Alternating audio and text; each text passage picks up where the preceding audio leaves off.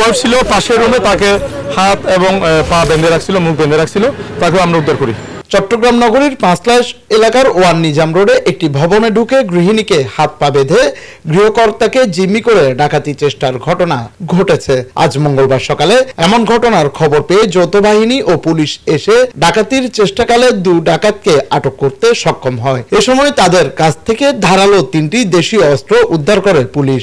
এখানে ডাকাতির উদ্দেশ্যে ডাকাত প্রবেশ করেছে এবং ডাকাত সহ বাড়ির মালিককে বন্দী করে রেখেছে।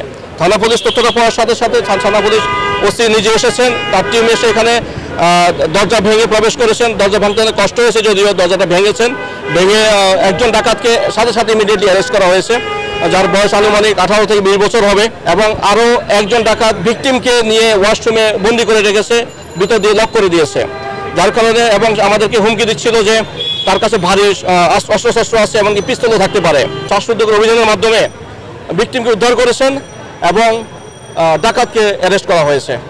ভিকটিমকে উদ্ধার করে ভিকটিমের রক্তাক্ত শরীর আমরা তাৎক্ষণিক তাকে হসপিটালে চিকিৎসার জন্য প্রেরণ করেছি। আমাদের ধারালো ছুরি উদ্ধার হয়েছে, অনেক বড় ধারালো ছুরি উদ্ধার হয়েছে 3টা।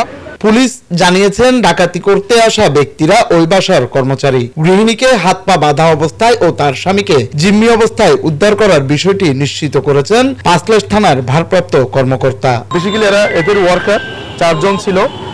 4 জন হচ্ছে, একজন আকাশ, একজন হচ্ছে বাইজিৎ, আর একজন রিয়াদ, একজন সাব্বির। এখানে 4 জনের মধ্যে আমরা কিন্তু অলরেডি 2 জনকে আমরা ধরে ফেলে, আর 2 জন পালিয়ে যায়। তোর এখানে আকাশ যেটা আছে এটা মালিকের দেখাশোনা করে, একেবারে খুব কাছের মানুষ। রিয়াদ এবং সাব্বির যেটা আছে এরা কিন্তু এখানে আগে কর্মচারী ছিল, এখন নেই। 1 বছর আগে এখান থেকে ছাঁটাই করা হয়েছে। ভিকটিম একজন উদ্ধার করছি। ভিকটিমের ওয়াইফ ছিল পাশের রুমে, তাকে হাত এবং পা বেঁধে রাখছিল, মুখ বেঁধে রাখছিল, তাকে আমরা উদ্ধার করি।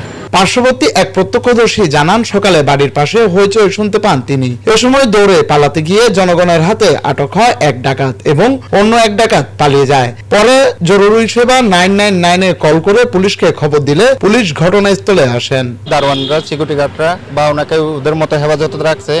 রাখার পর কি করছে, এখন ওনার থেকে জানতে পারি কি ওখানে ভিতরে আরো 2 জন আছে, ওখানে কাকু নাকি সিরিজ তলোয়ার এই ধরনের আছে শুনতেছি। এখন এরপর 1জন 2 জন করে মানুষ বের হয়ে গেছে। এখন পুলিশ 999-এ কল দেওয়া হয়েছিল, পুলিশ আসছে, পুলিশ এসেও পারে নাই। এরপর বিজিবি, র্যাব ওরা এসে উদ্ধার করে আর 2 জনকে আটক করে নিয়ে গেছে। জানা গেছে ওয়ান নিজাম রোডের আল হিদায়া স্কুলের পার্শ্ববর্তী ওই ভবনটি আবুল খায়ের গ্রুপের মালিকানাধীন ভবন। ডাকাত আটকের পর বাড়ির সামনে জনসাধারণের মধ্যে আতঙ্ক ছড়িয়ে পড়ে, তবে নিরাপত্তায় নজরদারিতে রেখেছে প্রশাসন। জুনায়েদ হাসান, চট্টগ্রাম নিউজ।